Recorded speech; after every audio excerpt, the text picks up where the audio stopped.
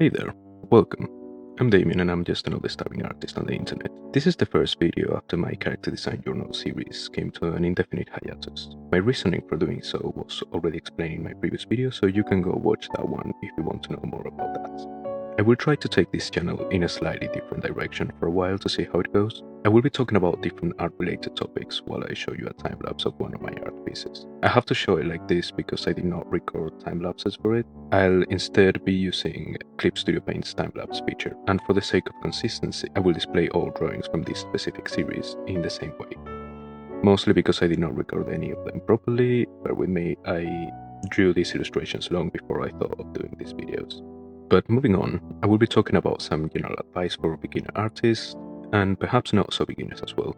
Just some things I've seen people do that may be slowing down their progress, or that they're worrying about things that they shouldn't be worrying about, at least not yet.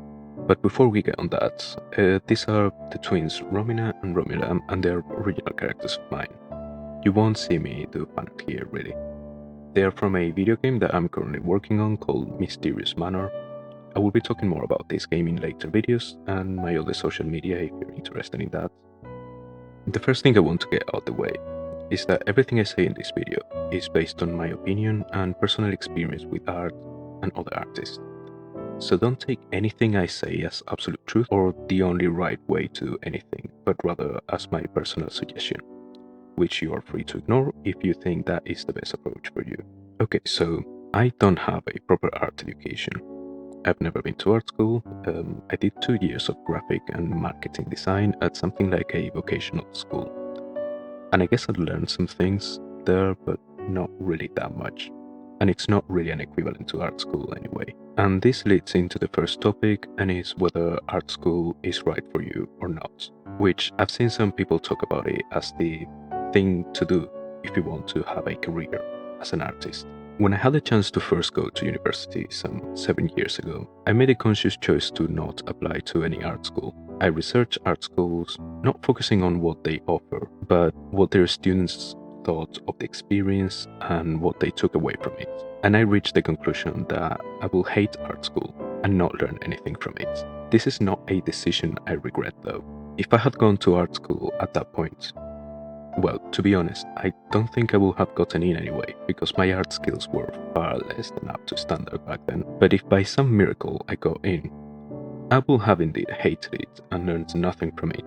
I'm not saying art school doesn't offer any value, but rather I was just too immature as an artist, and as a person as well, honestly. It just wasn't the right thing for me to do at that time. As a self-taught artist trying to compete in an industry flooded with veteran talents with a lot more experience and insights than me, I think I could benefit quite a lot from going to art school now that I have a much more mature approach to the way I think about art and having learned to be less overprotective of my ideas. There are way too many gaps in my techniques and my creative process and my knowledge in general that could be fixed with some guidance from the aforementioned veterans in the right school. But now I don't have the time or money to afford such a thing, but it's alright because you don't really need to go to art school to make a career. Oh, and while we are on the topic of art school, let's talk about style. It may seem unrelated, but as you can see from this drawing, my style is heavily inspired by anime and manga, and perhaps you are aware of the antagonistic relationship between anime art style and some art teachers. Obviously they are wrong, but I don't entirely disagree with their position when it comes to beginner artists that want to get into art school. Let me explain why. First of all, you should stop worrying about having a style. I know there's this weird pressure in nowadays artist communities to find a style, to find your niche. You don't have to look for one. Just keep working on your art, keep experimenting and trying new things, and you will naturally find your own style over time. I personally don't think I have a style. I am still learning and experimenting a lot, and a style is far more than what a finished piece looks like. Your thought process, your workflow, and all small and big decisions that you make while working on a drawing are part of what constitutes a style. And those are things you will develop as you gain experience drawing loads of different things. You simply cannot rush this process. So, should you try to imitate other people's styles? Yes, absolutely. You should draw whatever you want in whatever style you want, because you're learning, and that's part of that learning process. For example, I think my first proper art learning experience was when I was 12 or 13 maybe, and I bought this book on how to draw manga by Go Office. It's a great book.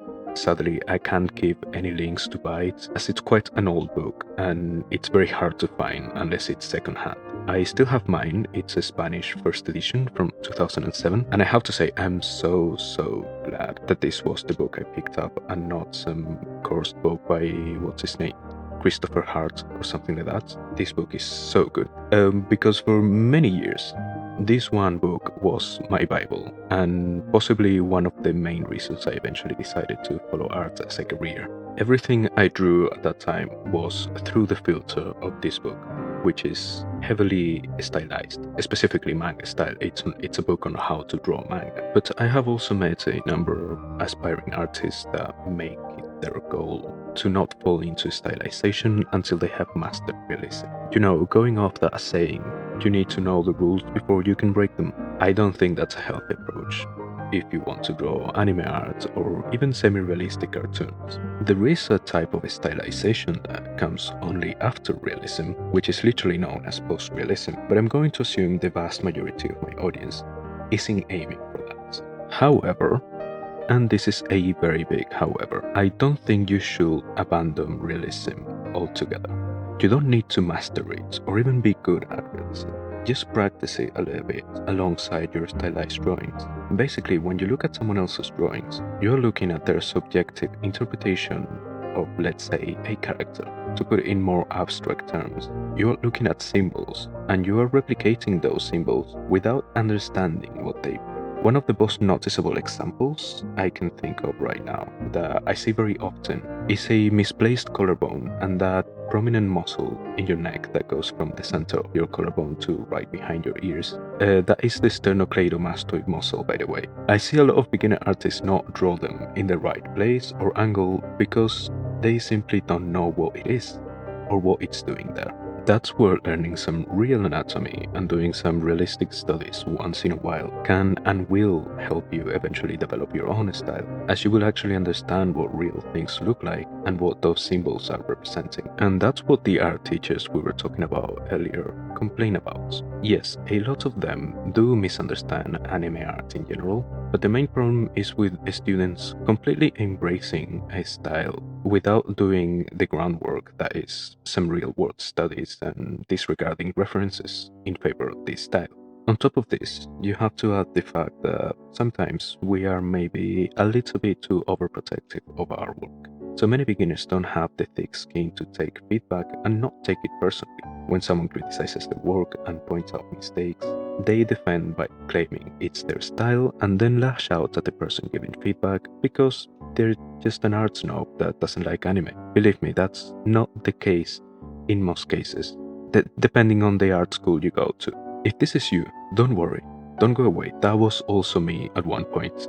And as an artist, you have to learn to separate yourself from what you do. You're allowed to put parts of yourself into it, of course. That's why you do art in the first place, right? But you cannot let it define you as a person. Receiving feedback is vital to improving, because when we lack experience, we may not be able to see what we're doing wrong. And you have to learn to identify useful feedback from trolls and people just being mean for no reason as well. I won't go into more detail on that because it can be a whole video on its own. And by the way, if you do art as a hobby, ignore everything I'm saying. You do you, don't let anyone tell you what to do. If on the other hand, you want to make a career of art, you will need that thick skin and ability to separate yourself from your work. And this doesn't only apply to what other people may say about your work, but also what you think about it. I don't know how to present the next 2 points, because they are very contradicting in a way. So the first one, we will call it trust the process.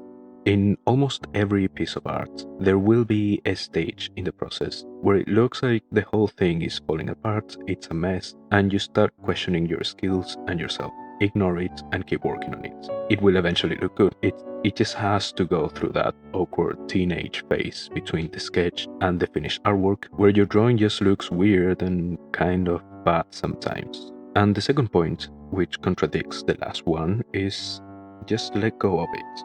If it's not working, it's not working. Don't get attached to it. Just because you have spent 4 hours working on that portrait and it's not working, just leave it. You can go do something else and come back later if you want. But my recommendation, if you really want to finish this drawing or if it's a commission or something, is to just scrap it and start over. Maybe just erase the part you don't like and do it again. But I hope at this point you can see how these 2 points contradict each other, but somehow make sense. Sadly, I don't know how to explain this better than what I just did.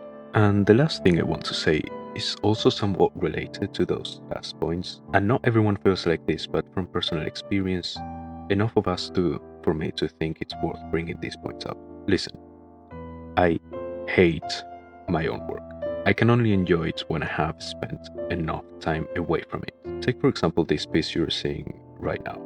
When I was making it, I spent about 15 hours working on it. Yes, I know I'm very slow, I need to work on that, but that's not the point. I spent 15 hours intensely looking at every single detail of this drawing as I was making it. I mean, I was making those details. I came to know it better than I know myself, and I was aware of every single imperfection, every single little thing that could have been done differently, better, all of my shortcomings as an artist. And then it's time to share it online for everyone to see. You worry about feedback, like I said before, and as you become better, perhaps you build an audience, you keep making it further, and the imposter syndrome just gets worse and worse. If you feel like that, I'm afraid that feeling doesn't go away. Like, ever. You just get used to it, but you have to understand that the vast majority of your online audience, even in-person audience, even your most avid fans, will probably spend less than 20 seconds looking at any individual work of yours at a time. Even you now, you are looking at the whole process for this piece in however many minutes this video ends up being, which is far less than the 15 hours I spent on it. Even me, I can look at this video and think, that's actually a pretty good drawing. Even though I still have to look at it rather often, the memory of me making decisions and sitting through the whole process is long gone, and I can enjoy it for what it actually is. And yeah, that's all I have to say for now. I hope you found this video helpful, if only a little, and please let me know in the comments if you agree, if you disagree with anything I said in this video, and also let me know if you have any suggestions for things you want me to talk about in future videos, and like, subscribe, and do all the things that make the algorithm happy. Now let's see the finished drawing, and if you like my work, you will find a link to all my social media in the description. If you want to support me, you will find my Ko-fi page in the same link, but if you would like to get something in return for your support, you can visit my shop and get this exact same drawing as a print available in 4 different sizes, or a keychain featuring the same characters. And keep drawing, keep getting better, and I'll see you next time.